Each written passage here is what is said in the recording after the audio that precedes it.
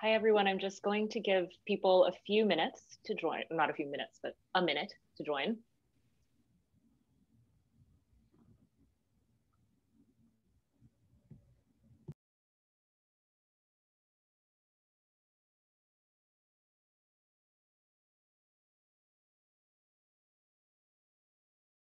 All right. As people start to fill the room, I just want to say hello, welcome to the Center on Democracy, Development, and the Rule of Law at Stanford University. I'm Dee Dee Kuo, the Associate Director for Research at CDDRL, and I thank you all for joining us today. We're delighted to have Dr. Liliana Mason and Dr. Nathan Kalmoe discussing their new research on radical American partisanship, a topic that unfortunately gains in relevance every day rather than wanes. So Dr. Nathan Kalmoe is an associate professor of political communication at Louisiana State University in the Manship School of Mass Communication and Department of Political Science. He's the author of With Ballots and Bullets, Partisanship and Violence in the American Civil War, and co-author of Neither Liberal Nor Conservative, Ideological Innocence in the American Public. And Dr. Lily Mason is an associate professor of government and politics at the University of Maryland, College Park, and she will be joining the faculty of the SNF Agora Institute at Johns Hopkins in July. She's the author of Uncivil Agreement, How Politics Became Our Identity, and is a scholar of partisan identity, social polarization, and partisan bias. Today, they'll be discussing their joint new book that is forthcoming with University of Chicago Press. If you have any questions, please enter them into the Q&A box, and we will be sure to leave a good chunk of time for discussion. Without further ado, Nathan and Lily. Thanks so much, Dee Dee. Really appreciate you having us, and we're honored to be presenting our work for you today. Look forward to your questions as well. Let me get my screen going for you. All right, we live in what feels like unprecedented times, with partisanship turning violent, racist killings caught on video, elections and voting rights under assault, and democracy sliding backwards. But history tells us there's lots of precedent for this, and much worse. Before we get to partisan violence today, we have to understand our past. And that shapes our expectations for today's conflicts and identifies their deep roots. In 2017, this knowledge, plus growing political violence and the confluence of race and religion and partisanship, is what prompted our worries when we began this project. Recent events remind us that white supremacy has always been near the center of American political violence and authoritarianism, though other political identities and social identities are sometimes implicated too. Religion, sex, gender, class, and sexuality, for instance. Violence and legal efforts against democracy and civic equality were often aligned with one or both political parties historically.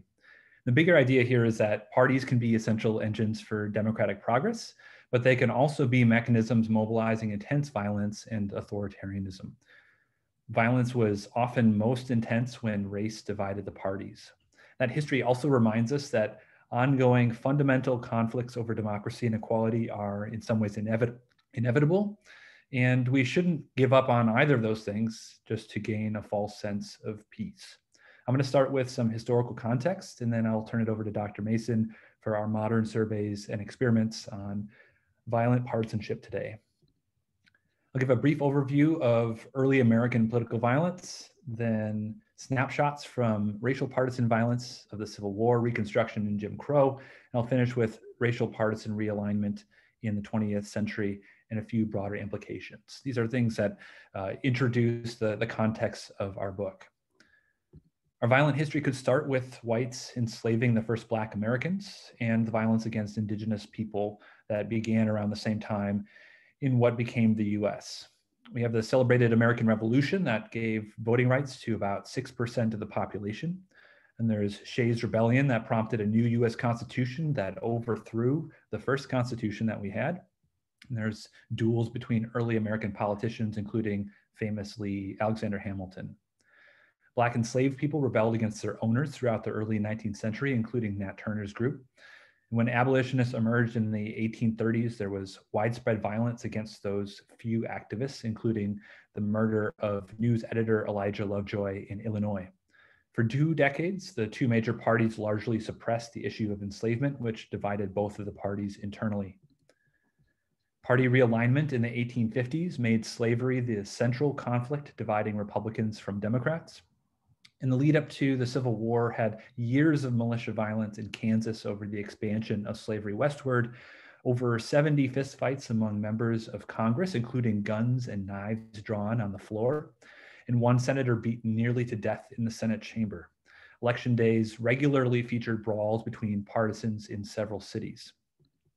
The Civil War itself was racial partisan violence, as Southern Democrats rejected Lincoln's election because of party differences over slavery, even though most Republicans were not abolitionists. 750,000 Americans died in that war, and Lincoln was assassinated at the end. In a previous book, I analyzed how political parties mobilized the mass violence of the Civil War, and I want to say a couple of things about that. Here you have Stephen Douglas, one of the 4 presidential candidates in 1860 who lost to Lincoln.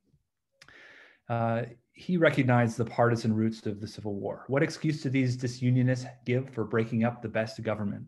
They are dissatisfied with the result of a presidential election. Did they never get beaten before? Are we to tolerate the idea that a defeated party in a national election may resort to the sword when defeated by the popular will?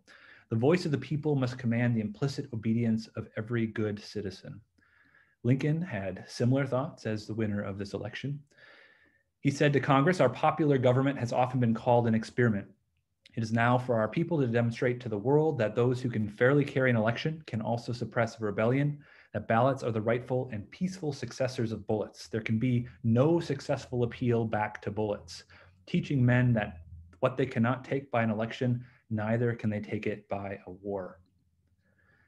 Here's what some of that language looked like. The partisan divides, not just between North and South, but also within the North between Republicans and Democrats, that helped show that partisan conflict.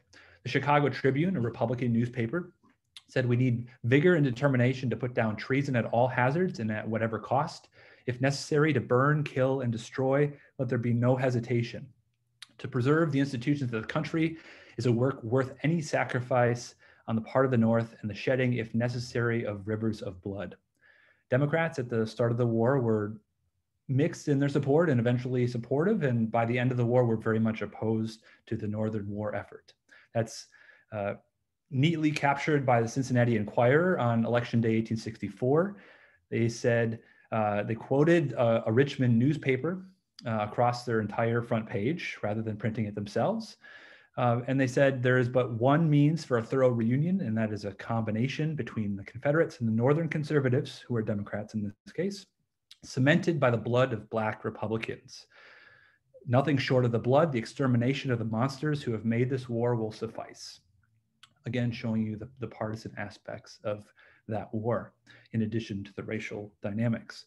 This is a snapshot of support for the war over time by Republican newspapers. That's the solid line on the top, and the dashed line on the bottom is support among Democratic newspapers in this content analysis. You see mixed support from Democrats at the start, pretty solid support in the middle of the war, and then strongly opposed by the end. And from this, we would expect that you would see not just gaps among elites, but also gaps among the public. And what I find in this analysis is war participation gaps, that Republicans were more likely to fight, to kill, to die in this war than Democrats, particularly at times when elites were most divided within the North. So let's move on past the Civil War. In the process of winning the war, the US upheld its elections and ended Black enslavement. The 14th and 15th Amendments soon after guaranteed Black civic equality and voting rights, in law at least, and the US began its first attempt at multiracial democracy for men in practice. However, white Southern rebels kept fighting through groups like the Klan. They killed thousands of Black Southerners and their few white allies during Reconstruction in the South, despite the presence of US troops who were attempting to uphold the Constitution. In 1874, white Democrats overthrew Louisiana's state government to reestablish white supremacy, but they were eventually defeated by US troops.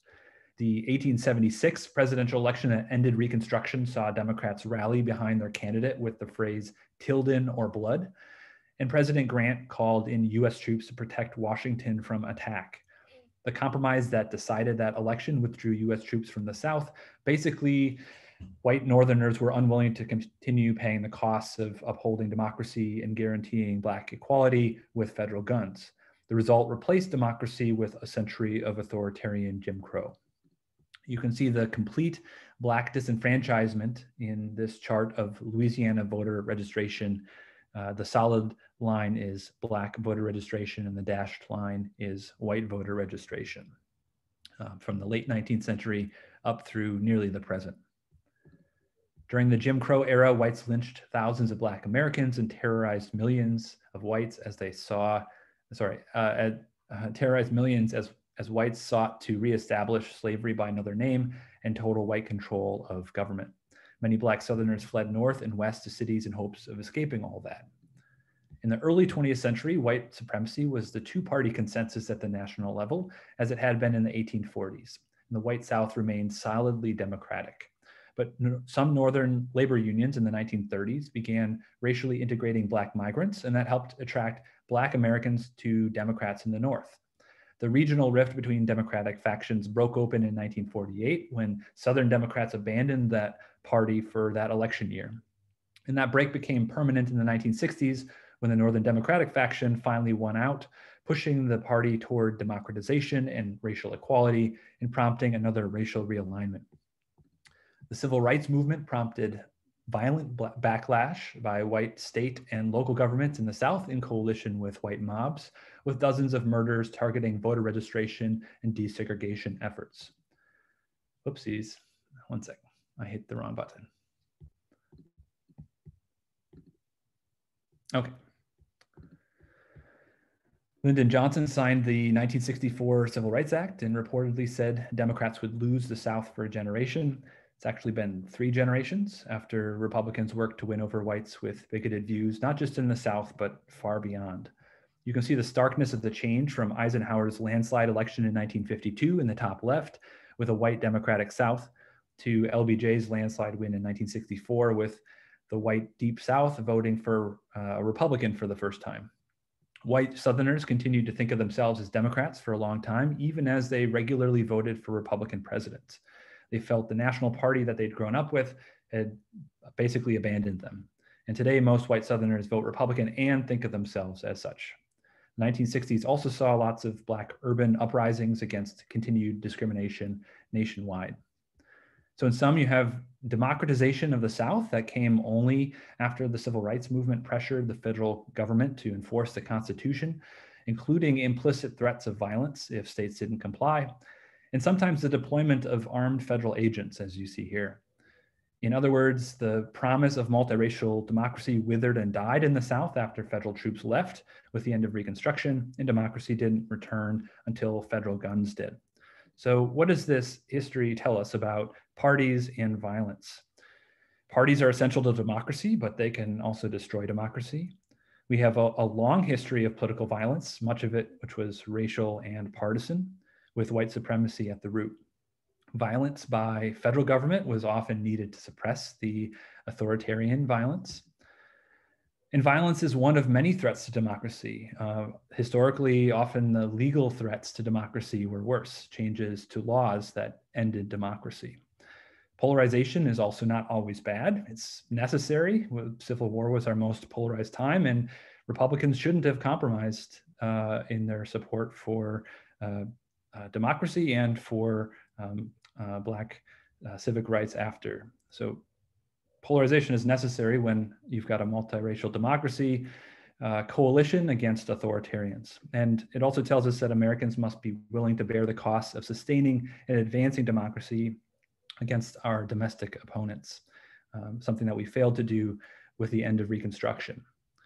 So what does all this look like today? How does it translate? The first thing to notice is that in the last 50 years, we have increasing alignment of racial and religious and other social identities with partisanship, particularly racial and religious nationalism with Republican partisanship, and that leads to partisan animosity, as Lily's book shows. I'll hand it over to Lily for our modern studies. Great, thank you, Nathan.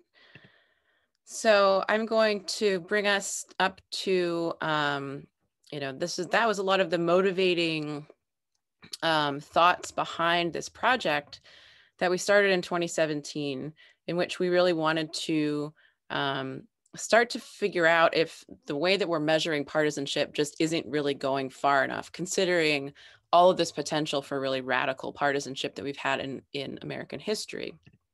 And so what we started to do is come up with a set of measures that would help us better understand the, sort of the extent to which American partisanship could actually be making Americans, radicalized.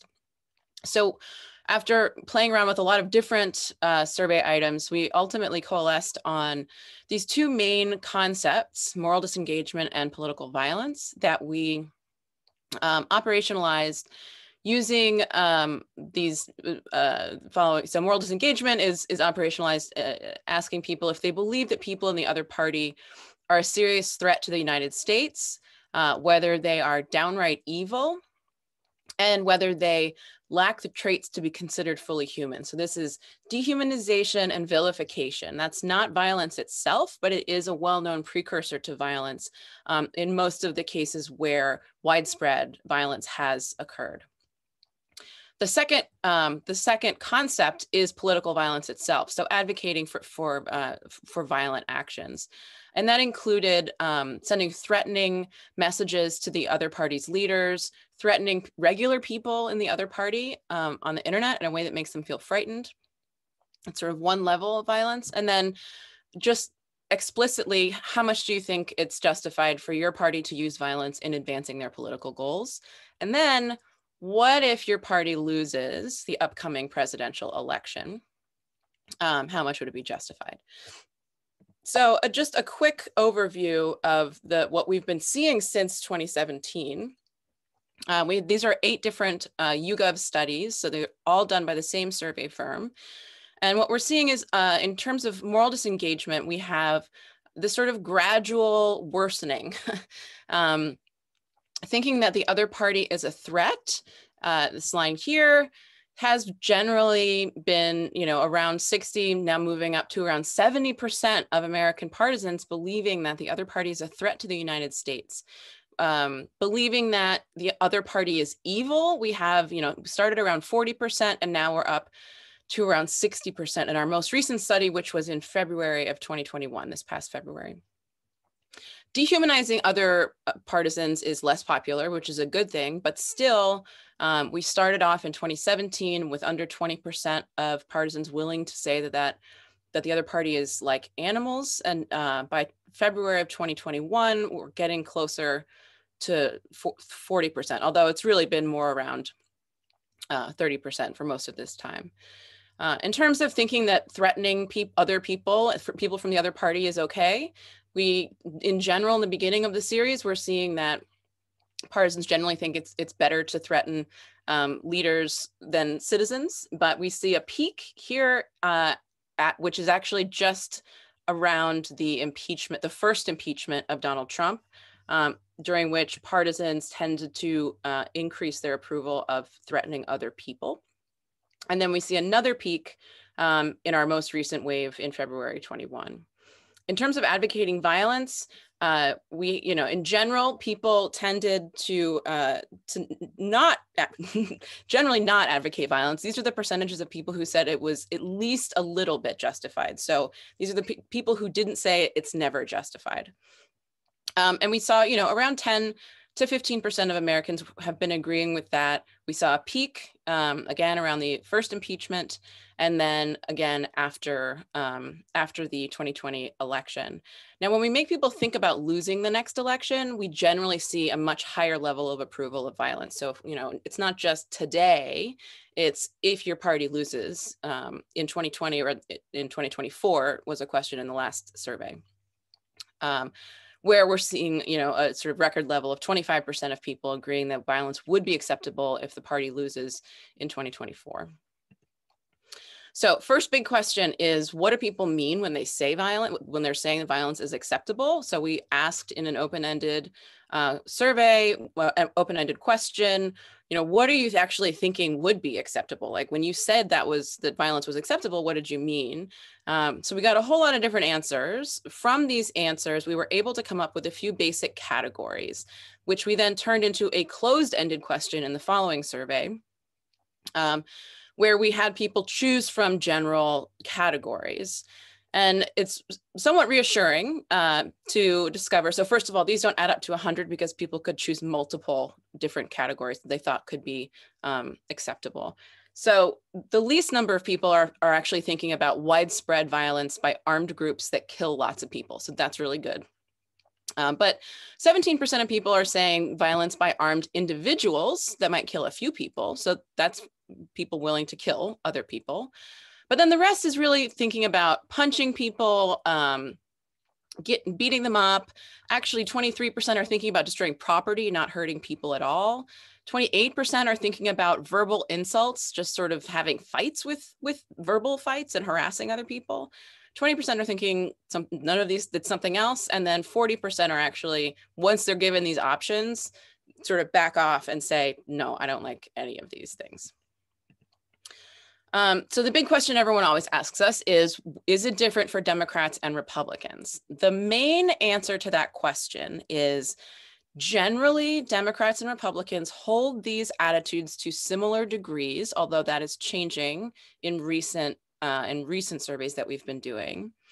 But as I'm going to get to in a minute, they hold these attitudes for very, very different reasons. So it's important to remember that while these might be similar levels across Democrats and Republicans, they're thinking about different things when they are being motivated to say that they think the other party is a threat, for instance. So what we see here is that generally Republicans have been thinking that Democrats are a threat to the United States to a slightly higher degree than Democrats have been thinking it. But again, in our most recent study, we see an increase in these attitudes among both parties. There is some movement, some sort of polarization among Democrats and Republicans since 2020. Again, similar trend with thinking the other party is evil. Very similar levels for Democrats and Republicans until 2020, when we start to see Republicans moving more likely to say the other party's evil and Democrats less. So, and then dehumanizing, again, very similar trend, generally similar levels. And then in 2020, Republicans are more likely to say that Democrats are not human than Democrats are, but both see an increase in February of the past February. In terms of violence, again, so here we've actually seen in general, Democrats tended to have slightly higher levels of approval of violence for most of this series when Donald Trump was president. What we see is at the end of the series, as soon as Trump is no longer president and Biden is president, that reverses, where then Republicans become more approving of violence, which we think is likely just an artifact of who's in power, and the people who are in power tend to believe that the status quo is better and that disruption is not as good. But again, so the idea of threatening out-party citizens, very similar levels between Democrats and Republicans, with a peak for Republicans around the impeachment. Threatening leaders, again, same peak at around impeachment, but we also see this peak among Democrats for threatening out party leaders.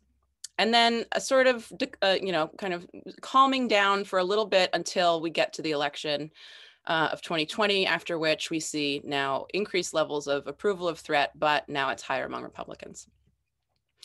Violence being justified today, like I said, Democrats tended to believe that more than Republicans until the election of 2020, at which point they switched their approval. And then would violence be justified if you lose the next election? Here, throughout most of the series, Democrats more approving than Republicans until after the 2020 election, at which point they switch. With Republicans having a record high level of approval at 30% of Republicans saying violence would be at least a little bit justified if their party loses in 2024. So that's the landscape. That's the landscape that we're looking at. what we wanted to do in this project was try to figure out some of the things that are correlates of these attitudes, right? So now we know the prevalence of the attitudes, but what are the things that tend to drive these types of attitudes? And what we found repeatedly is that there are two main things that tend to drive these attitudes. The first is partisan social identity. So the extent to which a person is socially identified with people in their party. So when you talk about your party, do you say we rather than they? Those type of questions. The strength of identification with the party is the predictor of both violent attitudes and also morally disengaged attitudes. But the other very powerful predictor is just plain trait aggression. So like personality-based aggressiveness in everyday life. This is not related to politics. This is just, have you ever hit a person? Do you get angry easily? This is a consistent predictor of both partisan violence and moral disengagement. And if we want to talk in the Q&A about sort of validations of these measures, do people really mean these things? The fact that trait aggression is a very good predictor of partisan violent attitudes suggests to us that it is actually related to something, that these questions are related to something truly, about aggressiveness and violence. But we also wanted to look at this relationship between, we have this historical relationship between violence, dehumanization, and race and gender. And so we wanted to see if these relationships are still sort of motivating this type of approval of violence and dehumanization of people in the other party. This is the racial resentment scale. It's been used for, a very long time. Essentially, what this scale measures is whether or not systemic racism against Black Americans continues to exist and continues to harm Black Americans. This last one, it's really a matter of some people not trying hard enough. If Blacks would only try harder, they could be just as well off as whites. So whether the challenges that Black Americans face are due to their own fault or to systemic problems. And what we find is this very asymmetric effect of racial resentment across parties. So first of all, I'll just say, for Republicans, the racial resentment among Republicans, as Republicans become more and more racially resentful, they are increasingly morally disengaging from Democrats. So their racial attitudes are determining their feelings towards Democrats, whether or not they vilify and dehumanize Democrats. For Democrats, it's the opposite relationship, although a much weaker relationship, where the most racially resentful Democrats are actually less morally disengaged from Republicans. And the reason for that is that we measured the average levels of racial resentment among Democrats and Republicans in our samples. And on average, Democrats have, on a scale of 0 to 1, they tend to score around 0.3 on that scale. Republicans tend to score around 0.7, which means racial resentment for Republicans is consistent with their party identity, and racial resentment for Democrats is a cross pressure on their party identity, making it easier for them to humanize and understand Republicans. Again, at the other end of the spectrum, right, people who are the least racially resentful, Republicans who are the least racially resentful are the most tolerant of Democrats, while the Democrats who are least racially resentful are the most intolerant of Republicans. So these are the sort of what I was hinting at before, these opposite motivations for morally disengaging from people in the other party. For Republicans, it's motivated by racial resentment. For Democrats, it's slightly motivated by the opposite of that. We also wanted to look at gender attitudes. We used the hostile sexism scale. Again, sort of, most women fail to appreciate what men do for them. Women seek to gain power by getting control over men, interpret innocent remarks or acts as being sexist. And once again, we see a similar relationship, particularly among Republicans. So for Republicans who are high in hostile sexism, they feel more morally disengaged from Democrats. So their gender-based attitudes are affecting their feelings towards Democrats. They're dehumanizing and vilifying attitudes towards Democrats. Whereas Republicans who are very low in hostile sexism are much more open-minded and tolerant towards Democrats. For Democrats, there's really no relationship. It doesn't matter what level of hostile sexism a Democrat holds, they're going to be just as morally disengaged from Republicans at every level of that attitude. And again, the reason behind this, we believe, is because on average, Democrats score 0.3 on this scale, whereas Republicans score 0.6 on this scale. So that for Democrats, it's cross-cutting, it's a cross pressure. For Republicans, it's a consistent attitude. Okay, I know we need to finish up, so I'm just going to do one last thing, which is we've done some work on interventions, trying to figure out how do we reduce these attitudes. So we ran an experiment having people randomly assigned to read either a message from Joe Biden saying violence is bad, basically. They also read a bunch of other messages, but this is comparing people who read the Joe Biden message to people who read nothing at all. We asked afterwards, after they read the message, about these political violence attitudes. And what we found was that in the control condition, we see the relationship across strength of party identity that we found earlier, right? The stronger partisans tend to be the most approving of violence. But among people who read Joe Biden's anti-violence quote, we actually see the opposite relationship. So now the people who had been the most prone to approve of violence are now the least prone to approve of violence. Largely, we think because these are loyal partisans and they are listening to political leaders. And there's actually some effect at the other end of the scale where very weakly attached partisans are responding against, are actually becoming more violent when they read this anti-violent message from a party leader, partly because they're not constrained by loyalty to their party. So I'm going to stop there so that we can get to Q&A. And we're both happy to answer any questions that people have. Excellent. Well, we already have a few questions. Thank you so much for that talk, Nathan and Lily. So I'll go ahead and start by asking a question that's already in the Q&A. If you have any data over time, I know that these are surveys that you fielded, and obviously there's a lot of ample historical evidence of violence in American politics over time, but attitudinally, is there any way that you can try to estimate how these violent beliefs have been held in the population, how they've maybe wavered, and whether or not there was a unique Trump effect after 2017 or 2016? We do have a little bit of data. Pew Research Center was foresighted enough in the late 1990s to include a question about violence, relatively simple, not focused on party. And they found, I think, 27% of people said that violence might be okay against government. We have a different survey from 2010 that showed kind of similar levels, and we asked this question again in 2020. It's a little bit tricky because there's actually three categories. There's like agreeing with violence, there's disapproving of violence, and there's a don't know category. And in the internet surveys recently, the don't know is really small.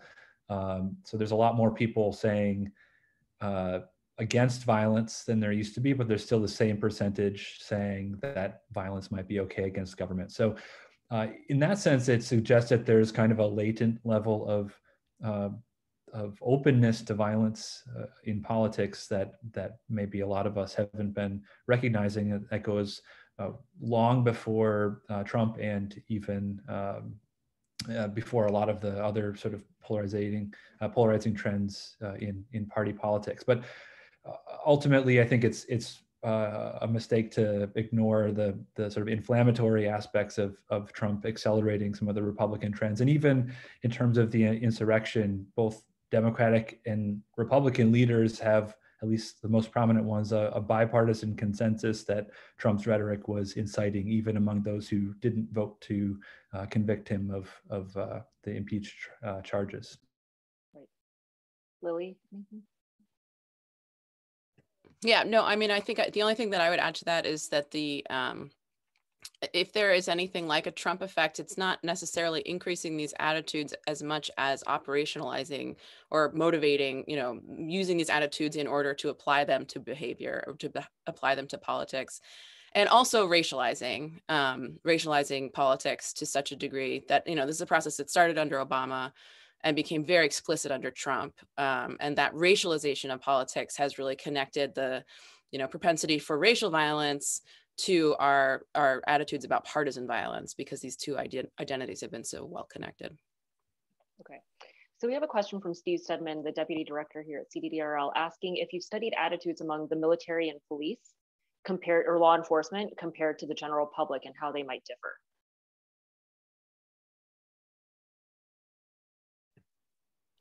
Nathan, do we have anything? We have not done any analysis in that direction. We have, I'm not sure if our YouGov data has occupations. That's really interesting. We've been lucky enough to have resources to collect maybe 15 or 20,000 respondents over the last several years. And so if occupation is in that data, we probably do have enough military and police officers to analyze that. I know certainly past work on social dominance orientation and its relationship to violence, that those professions tend to be scoring higher on those kinds of things. It's an interesting question about how that would apply in not just a sort of a general aggressiveness or even a hierarchical aggressiveness in politics, but in partisan directions in particular. I know just anecdotally from today that I saw that a commissioned or non-commissioned officer in the Marines was just charged with the Capitol insurrection. And I know there's been lots of concern about radicalizing, particularly white supremacist activity in the military over the last decade. So that's a really interesting question.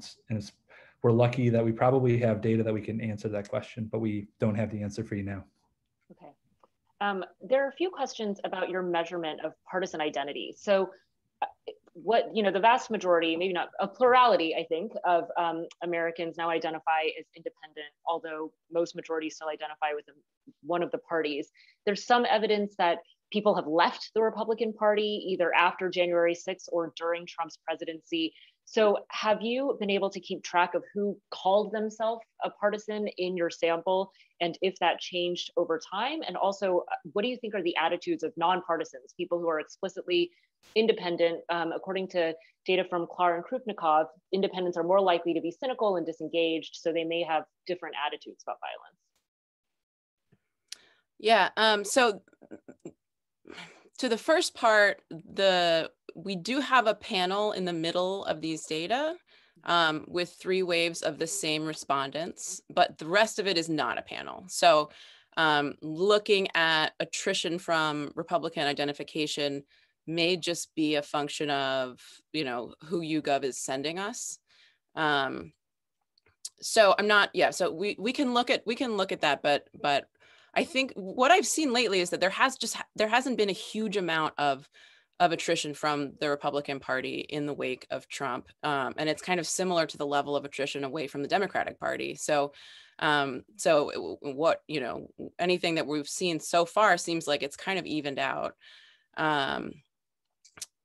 What was the second part was, independence. So we have some results suggesting that, and in fact, that last figure that I showed you, people who are not affiliated with the party tend to actually be more approving of violence in certain circumstances. And I don't know, Nathan, do you want to add some of the findings? Yeah, similar to how people who are calling themselves independents, but say they lean towards one party, they tend to vote like and hold policy attitudes similar to regular partisans. And we see that same thing with our extreme partisanship items as well. So they look like people who are independent, who lean towards a party, look like regular partisans in this way. And also just add on to the panel thing, we actually have a 4th wave of our YouGov panel in February as well, because of, I won't get into the details, but we asked whether people supported the Capitol insurrection or not. So we could actually track party ID and see if anybody changed over time, and if those people were against Republicans who were against the insurrection, for instance. So that's an interesting idea too. That would be. So we have a few questions asking about a comparative angle. Like Karis Templeman, who's here at Hoover, is saying that it's really interesting to look at U.S. partisan divides in historical context, and especially right now. But would you say that the United States is a deeply divided society along racial lines, like Malaysia or South Africa or continental Europe prior to World War II. And some people are also asking about just levels of political violence elsewhere that are higher than in the United States. Do you think that the attitudes you're seeing are predictive of violence in the future based on comparative evidence? So we do in the book talk a little bit about comparative work, looking at, what happens when party identities align with racial or religious or ethnic identities. And in general, that tends to increase the chances of violence and civil war in countries where that occurs. One of the things we didn't really talk about that much is that there's also a religious divide. So we have, a secular versus really Christian or evangelical divide between the parties as well. So we have a religious divide, a racial and ethnic divide, and partisan divide sort of all lined up together. According to comparative research, that should predict violence. And so to that extent, it's not that surprising what we're finding. I haven't seen these measures used in other countries to see, what are the sort of, what are the basic baseline attitudes in other Western democracies. But hopefully people will start to do that. there is good increasing affective polarization work in other countries. So, partisans hating each other. So we can look at other countries and compare them to the US in terms of, what countries have similar levels of partisan animosity. There aren't a whole lot of them. The US is relatively unique in that, but there is affective polarization in other places. And so that might be a place to start, is to look in those countries where affective polarization seems to be high and see if we see similar levels of these attitudes. We had initially planned to use some of our grant money to do cross-national comparisons, including potentially in India, where there's lots of ethnic political conflict that leads to violence. And as things developed in the US, we decided it was more important for us to focus our resources on figuring out what was happening in front of us. So we're still interested in that cross-national angle. And I should say, we certainly don't think that everyone who agrees, the 15 or 20% who agree to this violence is about to pick up a gun.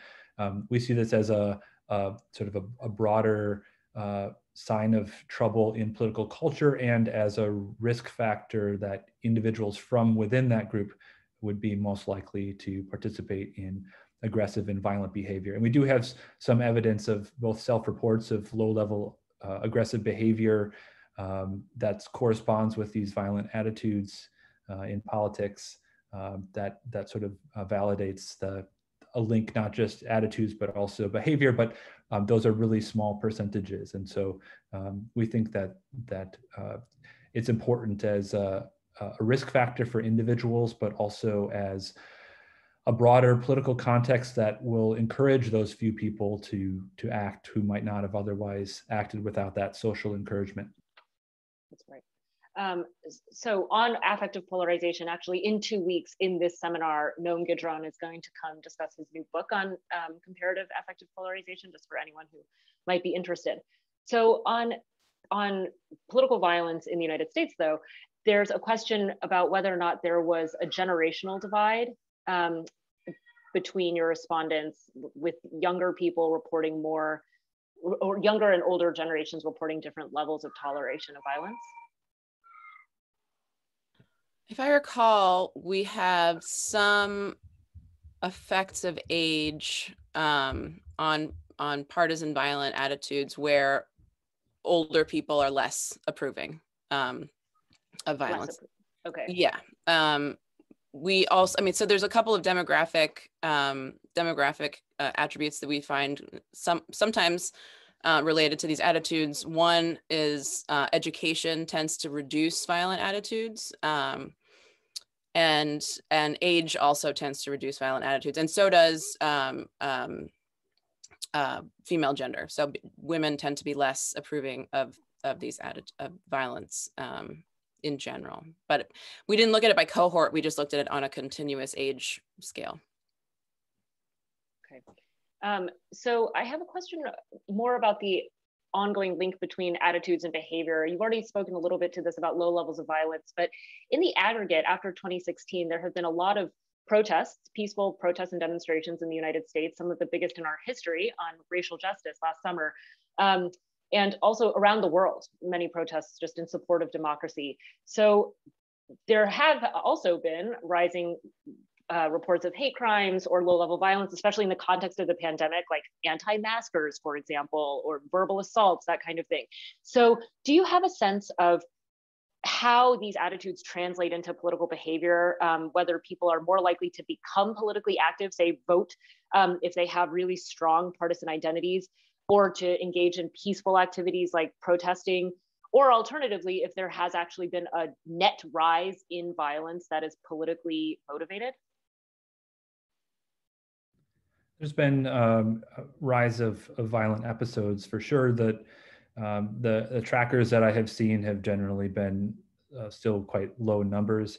I know that Princeton scholars who are tracking political violence and extremist groups have found, for instance, that there was a high correspondence between the anti-COVID lockdown protests and the Capitol insurrection and related kinds of activities. That's not really surprising because those are both essentially through partisan lenses for the most part. But the actual, it's not just the shared partisanship, but the actual people and groups were similar in a number of cases. And so there are those kinds of links that I think that starts to get towards some answers. I'm not sure about the rest though. Okay, so is there an effect on public, do you think public displays of violence, of political violence, like the Capitol riots, affect support for political violence by either by increasing it or decreasing it? And does it differ by party? And also, what are the effects of party leadership, which I know you also tested at the end, people who have come out to denounce the riots versus people who have basically supported them, politicians? Nathan just finished editing the chapter on reactions to violent events, so I'll let Nathan start with that one. Okay, and then I'll hand it to Lily for the leader rhetoric, which you're finishing. Yes, so this is another link to comparative politics.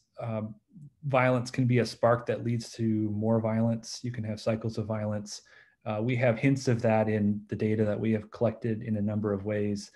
The first is just asking people directly, in addition to asking questions like, if your party loses the next presidential election, is violence okay in that case? We've asked people, if the other party is violent first, would it be appropriate to respond violently? And support for violence in that case jumps from about 15 or 20% up to about 40 or 45%. So that really makes a big difference in terms of at least people's imagined responses to that. So that's a direct way of getting at it, but maybe not the most realistic. We were collecting survey responses in the fall of 2018, late September until election day, when you had the mail bomber who was sending bombs to prominent Democrats, including President Obama and a number of media figures. Thankfully, none of those bombs exploded. That was happening in the middle of our data collection. And then at the end of the week where those bombs were being discovered was the Tree of Life synagogue shooting. And in our data, we have a discontinuity where support for violence with our items jumped up several percentage points immediately after that week, and then sort of fell relatively rapidly to the levels that it had been earlier in the campaign season. It's only a survey of 1,000 people, and so our numbers are really limited. So we don't want to put too much weight on that, but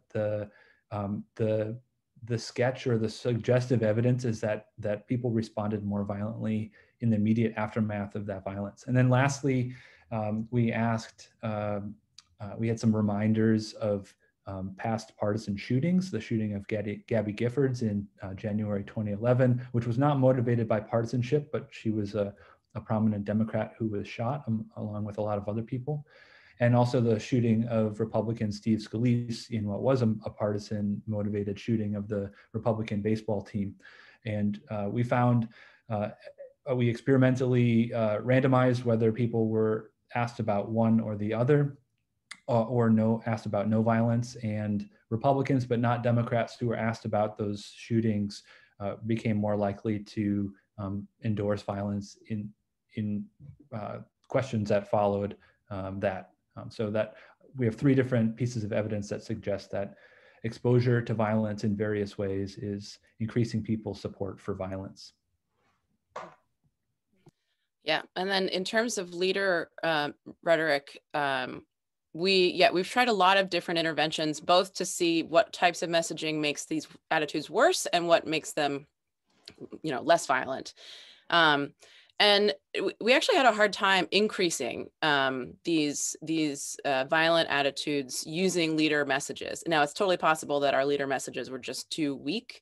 One of the things that actually we found out was that one of the manipulations that we tried to use to increase these attitudes was an election delegitimization message, where we had people reading quotes from Joe Biden or Donald Trump saying that, the other party is trying to steal the election. Biden's particular quote, we were using real quotes. And so Biden's particular quote was actually about racial disenfranchisement and Jim Crow, sort of return to Jim Crow era.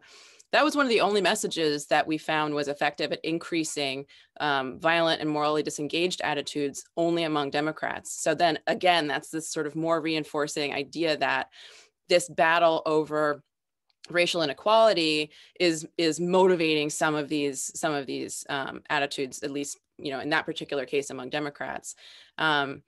We had a lot more success using pacifying messages, so getting people to calm down and be less approving of violence. And those tended to be when Biden or Trump specifically said anti-violent things. So overtly saying violence is wrong. No one should ever be violent against anybody for their political beliefs, no matter what. And that particular message, we actually saw some significant decrease in violence. One other thing that I'll say that there was a really strange effect that we saw where we tried to use like a we're all Americans kind of superordinate identity unifying type of message. And we didn't find a lot of success with that, except that among Trump supporters, among Republicans, when they read that message from Trump, they actually became more approving of violence, which we're thinking is some kind of patriotism. It was actually reinforcing this idea that they're the only real Americans or some kind of patriotic thing. But so we've been exploring a lot of different interventions, and luckily we're having a lot more success pacifying these attitudes than making them worse. I guess that's good. Although that is a very troubling result on patriotism. So there's some questions here about your finding about the correlation between racial resentment and attitudes towards violence. Someone is noting that you said that this is a causal relationship. Do you think that there is evidence to substantiate that? And also, aside from racial resentment scores, did you try measuring race-based identity measures? So people for whom white identity or their racial identity is more salient than people who think it's less salient. Does that make sense? Yeah, I apologize if I use the word causal. I think maybe I used the word motivate. It's true. It's possible that that the strongest Republicans are just more racially resentful, or that there is, people who are Republicans who are dehumanizing Democrats are not doing so because of racial resentment, but because of their Republican identity. Anyway, I can't work out it's not necessarily causal. We do know that people who had negative attitudes towards historically marginalized groups, this is from different research, but in 2011 tended to be stronger Trump supporters in 2018. So, there's some motivating attitudes of just sort of people who are already white supremacists are going to be Republicans. So there is that link. The only slightly causal thing I would suggest is that finding with the experiment where we had people read the Jim Crow quote from Joe Biden, which increased these attitudes, but that's certainly not enough to lay an entire causal case on.